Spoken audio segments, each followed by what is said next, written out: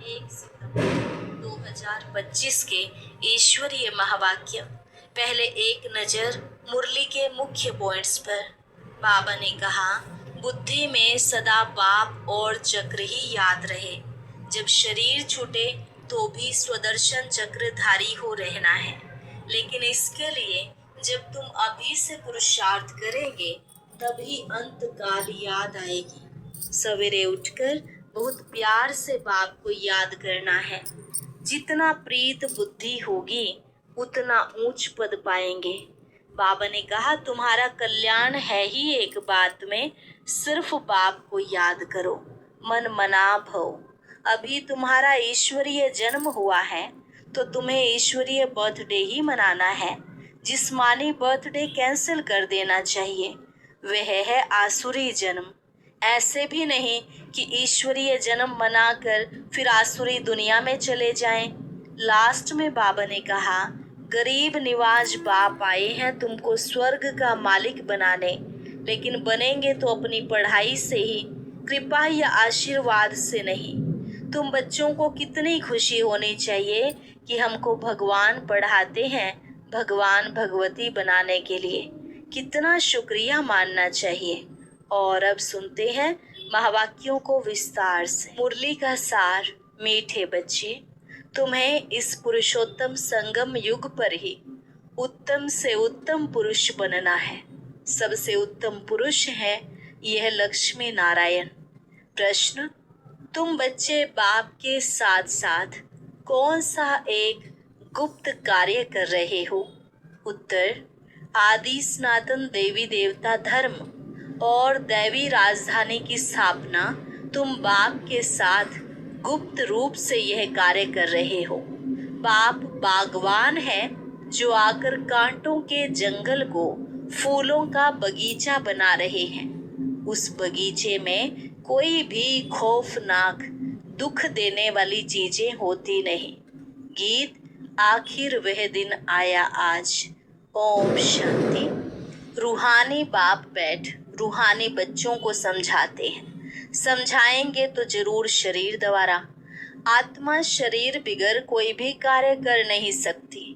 रूहानी बाप को भी एक ही बार पुरुषोत्तम संगम युग पर शरीर लेना पड़ता है। यह संगम युग भी है, इनको पुरुषोत्तम युग भी कहेंगे, क्योंकि इस संगम युग के बाद फिर सतयुग आता है। सतयुग को भी पुरुषोत्तम युग कहेंगे। बाप आकर स्थापना भी पुरुषोत्तम युग की करते हैं।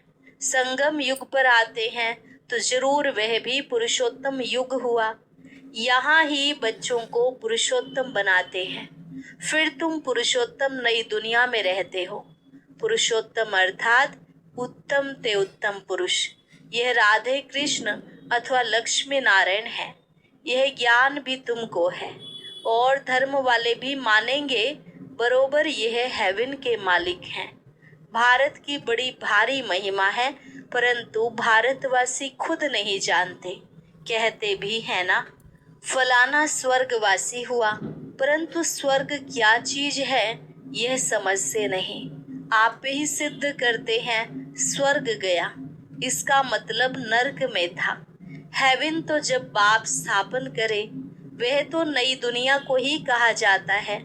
दो चीजें हैं ना, स्वर्ग और नर्क। मनुष्य तो स्वर्ग को लाखों वर्ष कह देते हैं। तुम बच्चे समझते हो कल स्वर्ग था, इन्हों की राजाई थी, फिर बाप से वर्षा ले रहे हो। बाप कहते हैं, मीठे लाडले बच्चे, तुम्हारी आत्मा पतित है इसलिए हेल में ही है। कहते भी हैं अभी कलयुग के 40,000 वर्ष बाकी हैं, तो जरूर कलयुग वासी कहेंगे ना। पुरानी दुनिया तो है ना। मनुष्य बेचारे घोर अंधियारे में हैं। पिछाड़ी में जब आग लगेगी तो ये सब खत्म हो जाएंगे। तुम्हारी प्रीत बुद्धि है नंबरवार पुरुषार्थ अनुसार। जितना प्रीत बुद्धि होगी उतना ऊंच पद पाएंगे।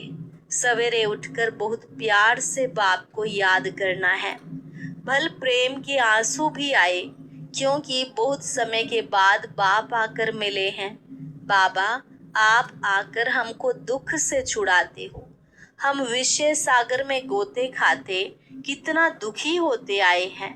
अभी यह है रौरव नर्क।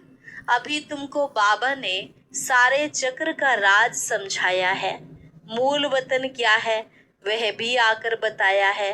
पहले तुम नहीं जानते थे। इसको कहते ही हैं कांटों का जंगल। स्वर्ग को कहा जाता है गार्डन ऑफ अल्लाह, फूलों का बगीचा। बाप को बागवान भी कहते हैं ना। तुमको फूल से फिर कांटा कौन बनाते हैं? रावण। तुम बच्चे समझते हो भारत फूलों का बगीचा था, अब जंगल है। जंगल में जानवर बिच्छू आदि रहते हैं। सतयुग में कोई खौफनाक जानवर आदि होते नहीं। उन्होंने तो कह दिया श्री कृष्ण को सर्प ने डसा, यह हुआ। श्री कृष्ण को फिर द्वापर में ले गए हैं। बाप ने समझाया है भक्ति बिल्कुल अलग चीज है। ज्ञान सागर एक ही बाप है। ऐसे नहीं कि ब्रह्मा विष्णु शंकर ज्ञान के सागर हैं। नहीं, पतित पावन एक ही ज्ञान सागर को कहेंगे, शिव बाबा। ज्ञान से ही मनुष्य की सद्गति होती है। सद्गति के स्थान हैं दो, मुक्ति धाम और जीवन मुक्ति धाम। अभी तुम बच्चे जानते हो यह राजधानी स्थापन हो रही है, परंतु गुप्त। बाप ही आकर आदि सनातन देवी देवता धर्म की स्थापना करते हैं, तो सब अपने अपने मनुष्य चोले में आते हैं।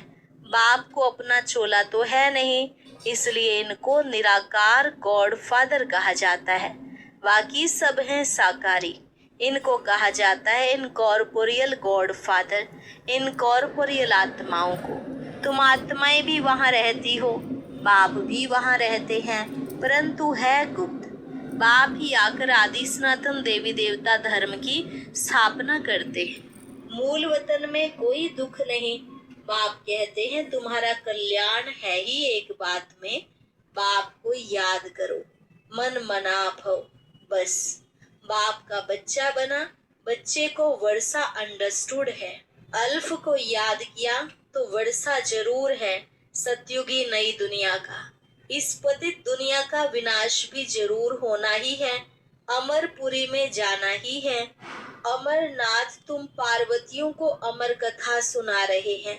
तीर्थों पर कितने मनुष्य जाते हैं, अमरनाथ पर कितने जाते हैं। गाया भी जाता है झूठी काया झूठी माया, इसका भी अर्थ होना चाहिए। यहाँ है ही झूठ, यह भी ज्ञान की बात है। ऐसे नहीं कि ग्लास को ग्लास कहना झूठ है। बाकी बाप के बारे में जो कुछ बोलते हैं वह झूठ बोलते हैं। सच बोलने वाला एक ही बाप है। अभी तुम जानते हो बाबा आकर सच्ची सच्ची सत्यनारायण की कथा सुनाते हैं। झूठे हीरे मोती भी होते हैं ना। आजकल झूठ का बहुत शो है, उनकी चमक ऐसी होती है सच्चे से भी अच्छे। ये झूठे पत्थर पहले नहीं थे, पिछाड़ी में विलायत से आए हैं। झूठे सच्चे साथ मिला देते हैं, पता नहीं पड़ता है। फिर ऐसी चीजें भी निकली जिससे परखते हैं। मोती भी ऐसे झूठे निकले जो जरा भी पता नहीं पड़ सकता। अभी तुम बच्चों को कोई संशय नहीं रहता। संशय वाले फिर आते ही नहीं। प्रदर्शनी में कितने ढेर आते हैं। बाप कहते हैं अब बड़े बड़े दुकान निकालो। यह एक ही तुम्हारा सच्चा दुकान है। तुम सच्ची दुकान खोलते हो। बड़े बड़े सन्यासियों के बड़े बड़े दुकान होते हैं जहाँ बड़े बड़े मनुष्य जाते हैं। तुम भी बड़े बड़े सेंटर खोलो। भक्ति मार्ग की सामग्री बिल्कुल अलग है।